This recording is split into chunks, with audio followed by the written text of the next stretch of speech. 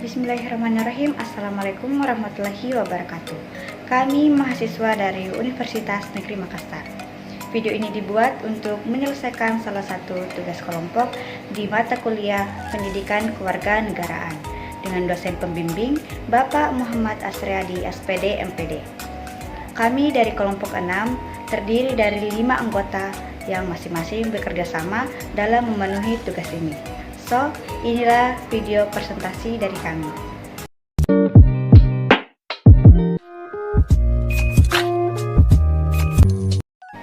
Baiklah, saya Tasya Pramdita yang akan memandu presentasi kita kali ini. Tetapi sebelum kita melangkah lebih lanjut, izinkan kami untuk memperkenalkan diri terlebih dahulu. Saya sendiri Tasya Pramdita, Nur Asisa Al-Fadilah, Muhammad Taufik Nur Hidayat, Faisal Nur Macora, dan Alisa.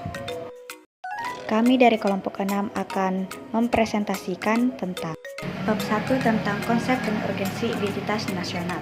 Kata identitas berasal dari kata identity yang berarti ciri-ciri, tanda-tanda atau jati diri yang melekat pada seseorang atau suatu hal yang membedakannya dengan yang lain. Sedangkan nasional menunjukkan pada sikap khas kelompok yang memiliki ciri-ciri kesamaan baik fisik seperti budaya, agama, bahasa maupun non-fisik seperti keinginan, cita-cita, dan tujuan. Identitas nasional adalah suatu ciri pendidikan kewargaan dan 26 dimiliki oleh suatu bangsa yang secara filosofi membedakan bangsa tersebut dengan bangsa lain. Sebelum Suharti Suryaningrat menyebut Indonesia sebagai identitas politik pada awal abad ke-20, Indonesia hanya kata yang merujuk satu wilayah geografis, bukan budaya. Setelah 74 tahun Hindia Belanda merdeka, misalnya menjajah Indonesia.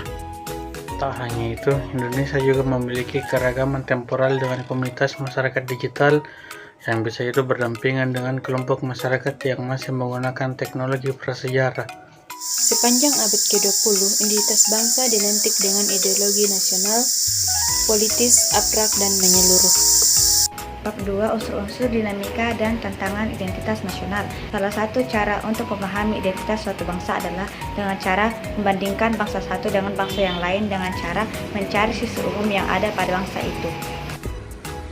Pendekatan demikianlah dapat menghindar dari sikap kabilisme, yaitu penekanan yang terlampau berlebihan pada keunikan serta eksklusivitas yang esoterik, karena tidak ada satu bangsa pun di dunia ini yang mutlak berbeda dengan bangsa yang lain.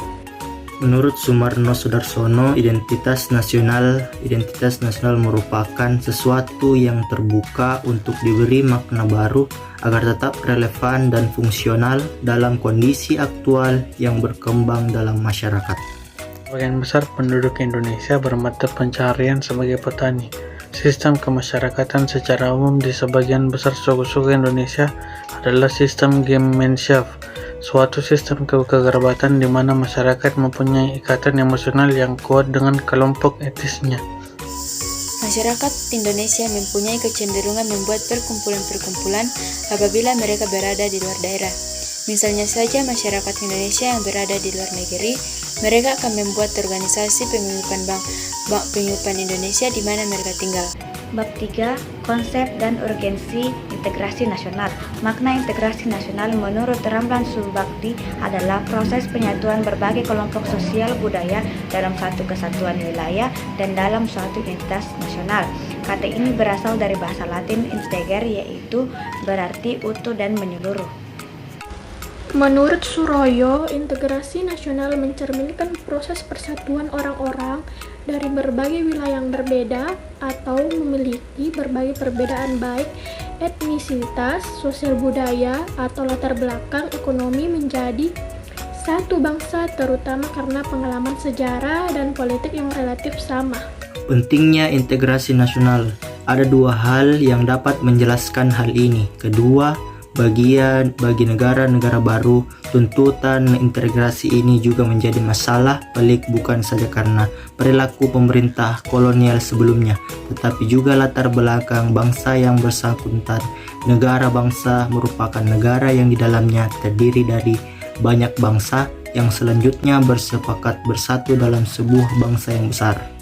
Integrasi dinamika nasional dapat menyejahterakan Indonesia dan menjadi lebih teratur kehidupan untuk warga negara Indonesia, dan sebagai alat agar kita hidup rukun, tolong-menolong, dan saling menghormati. Contoh tantangan yang dihadapi Indonesia dalam mempertahankan kesatuan dan persatuan yaitu integrasi horizontal. Tantangannya seperti persaingan dalam sumber daya manusia dalam dunia kerja.